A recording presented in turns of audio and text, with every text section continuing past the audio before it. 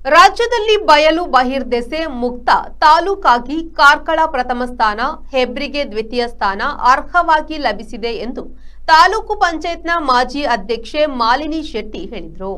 ಕಾರ್ಕಳದಲ್ಲಿ ಖಾಸಗಿ ಹೋಟೆಲ್ನಲ್ಲಿ ಸುದ್ದಿಗೋಷ್ಠಿಯಲ್ಲಿ ಮಾತನಾಡಿದ ಅವರು, ತ್ಯಾಜ್ಯ ನಿರ್ವಹಣೆಗೆ ನಿಟ್ಟೆಯಲ್ಲಿ ಎಂಆರ್ಎಫ್ ಘಟಕ, ಪ್ರತಿ ಪಂಚಾಯತ್ಗಳಲ್ಲಿ ಎಸ್ಎಲ್ಆರ್ಎಂ ಘಟಕ, ಕರಿಯಕಲ್ಲಿನಲ್ಲಿ ತ್ಯಾಜ್ಯ ನಿರ್ವಹಣಾ ಘಟಕ, ಪ್ರತಿ ಮನೆಯಲ್ಲಿ ಬಚ್ಚಲಗುಂಡಿ ನಿರ್ಮಾಣಕ್ಕೆ ಆದ್ಯತೆ, ಗಾಂಧೀಜಿಗೆ 150 ಸ್ವಚ್ಛತೆಗೆ ಸ್ವಲ್ಪ ಹೊತ್ತು, ಹೀಗೆ 10 ಹಲವಾರು ಯೋಜನೆಗಳನ್ನು ಶಾಸಕರು ನಿರಂತರವಾಗಿ ಹಮ್ಮಿಕೊಂಡ ಪರಿಣಾಮ ಈಗ ಸ್ವಚ್ಛ ತಾಲೂಕಾಗಿ ಆಯ್ಕೆಗೊಂಡಿದೆ ಎಂದು ಹೇಳಿದರು.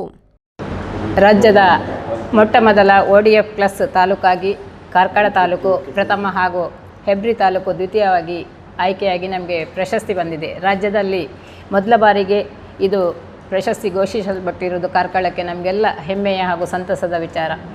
ಇವತ್ತು ಸ್ವಚ್ಛ ಸ್ವಚ್ಛ ಸ್ವಚ್ಛ ಎನ್ನುವ ನರೇಂದ್ರ ಮೋದಿಯವರ ಆಶಯದಂತೆ ಕಾರ್ಕಳದ ಮಾಜಿ ಸಚಿವರು, ಹಾಲಿ ವಿಧಾನಸಭಾ ಕ್ಷೇತ್ರದ ಶಾಸಕರಾಗಿರುವಂಥ ವಿ ಸುನೀಲ್ ಕುಮಾರ್ ಅವರ ಆಶಯ ಉಂಟು.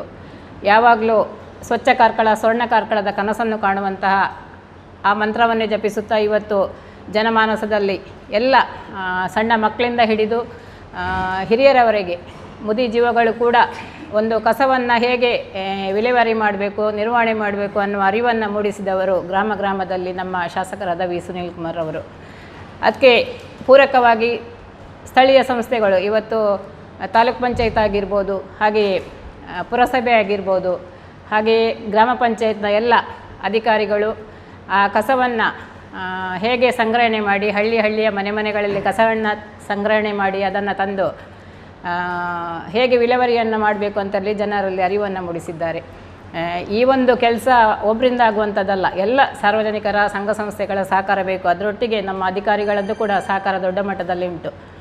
ಇವತ್ತು ನಿಟ್ಟೆಯಲ್ಲಿ ಆಗಿರುವಂಥ, ರಾಜ್ಯದಲ್ಲಿ ಪ್ರಥಮ ಬಾರಿಗೆ ನಿಟ್ಟೆಯಲ್ಲಿ ಆಗಿರುವಂಥ MRF ಘಟಕ ಬಹುಶಃ ಜನಗಳ ಸಾರ್ವಜನಿಕರ ಬೇಕು ಬೇಡಗಳ ನಡುವೆ ಸ್ವಲ್ಪ ಮೊದಲಿಗೆ ಸ್ವಲ್ಪ ಸಮಸ್ಯೆ ಆಯಿತು.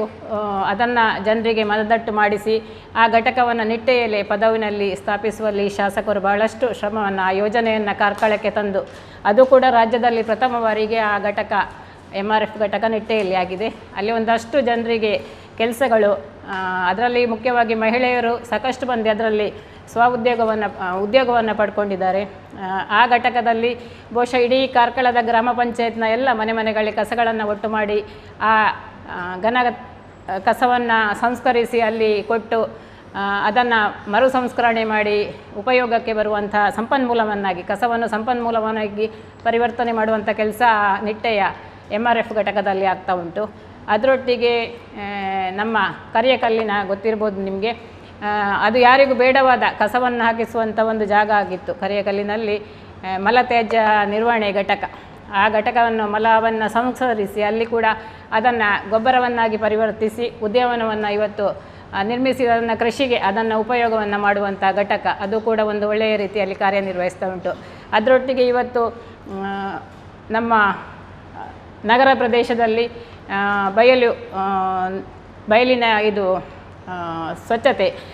ಸುದ್ದಿಗೋಷ್ಠಿಯಲ್ಲಿ ಮಾಜಿ ಹೆಬ್ರಿ ತಾಲೂಕು ಪಂಚಾಯತ್ ಅಧ್ಯಕ್ಷ ರಮೇಶ್ ಪೂಜಾರಿ, ಕಾರ್ಕಳ ತಾಲೂಕು ಪಂಚಾಯತ್ನ ಮಾಜಿ ಉಪಾಧ್ಯಕ್ಷ ಹರೀಶ್ ನಾಯಕ್, ಗೋಪಾಲ ಮೂಲ್ಯ, ಪುರಸಭಾ ಸದಸ್ಯ ನಿರಂಜನ್ ಜೈನ್, ಹರೀಶ್ ನಾಯಕ್ ಉಪಸ್ಥಿತರಿದ್ದರು. Khalil, V4 news, Karkala.